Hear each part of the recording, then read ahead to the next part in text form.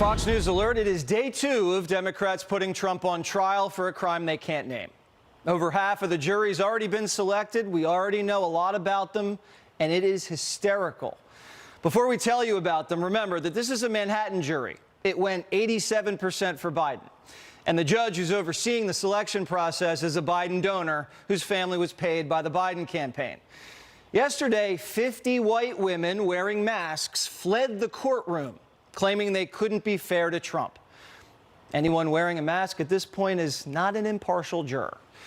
Here's one white woman who works in cybersecurity who was excused. Listen.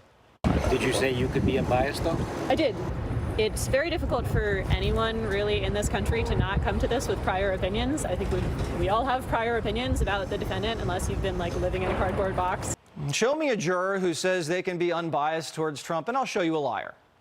That's why we don't have political trials in America. Fairness is impossible. Trump's legal team was given the names of potential jurors, and after Googling them, discovered there were undercover activists trying to sneak onto the jury. One juror couldn't recall any anti-Trump feeling, but when the defense showed him the receipts, he admitted he'd posted on social media, quote, "Donald Trump should be locked up." Another juror said he didn't remember posting anything bad about Trump, and then when shown the evidence, conceded to posting a picture that says, quote, "Trump invites Thai boys to the White House. Thai boys request to return to cage." Those two radical liberals got caught lying to the court and were almost seated on the jury. This is what Trump has to deal with. Yesterday, Clay Travis was criticized for suggesting Trump supporters get on the jury. So far, 7 jurors have been seated. Here's what we know about them. The foreman, juror number 1.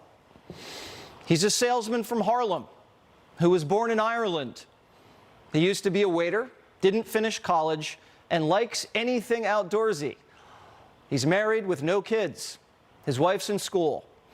He gets his news from the New York Times, the Daily Mail, and some Fox News and MSNBC. Never met anybody who watches both Fox and MSNBC, but okay. That guy's your jury foreman. Juror number 2, a nurse from the Upper East Side with a master's degree. She's not married, has no kids, and lives with her fiancé, who works in finance. She gets her news from the New York Times, Google, and CNN. She said 2 things that really stuck out. One, quote, "I don't really have an opinion of Trump," and, quote, "No one is above the law." I'm not so sure about juror number 2.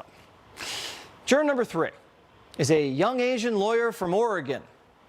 His corporate law firm features DEI on its homepage. He's single, lives in Chelsea, and was wearing a purple jacket. Okay? He claims he's not super familiar with Trump's other charges. He likes to hike and run and gets his news from the New York Times, the Wall Street Journal, and Google. Juror number 4 is a Puerto Rican who finds Trump fascinating and mysterious. Quote, "He walks into a room and he sets people off one way or the other. I find that really interesting, that this one guy can do all this. Wow."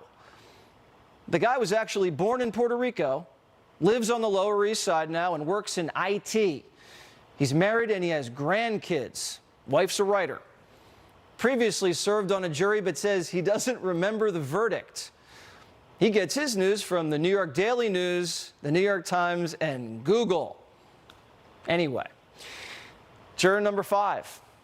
A black woman in her 20s who doesn't follow the news and didn't know Trump was facing charges, any charges, anywhere. She lives in Harlem. She's a teacher. She's not married, has no kids, and lives with her brother, who's a basketball coach. She gets her news from Google and TikTok. She also listens to Charlemagne the God. Juror number 6 is a woman in her 20s who works for Disney. She made the courtroom laugh because she wanted to know if the trial would be over before September because she's a bridesmaid in her sister's wedding. She's not married, has no kids, and likes to dance. She lives with 3 roommates and gets her news from the New York Times, Google, Facebook, and of course TikTok. and says she doesn't have strong feelings about Trump one way or the other. Okay. Juror number 7 is a middle-aged, balding white guy with a tan. He lives on the Upper East Side, and you guessed it, another lawyer whose firm is big into DEI and ESG. He's originally from North Carolina, married with 2 kids, and his wife works at a bank. He gets his news from the New York Times, the Journal, the New York Post, the Washington Post, and he listens to NPR. So that's the jury of Trump's peers so far. The fate of a billionaire real estate tycoon, TV celebrity turned 45th president of the United States is in the hands of New York City lawyers, teachers, and Disney workers who like to dance and get their news from the Times, but swear they can be impartial. Let's bring in Fox News contributor Charlie Hurt.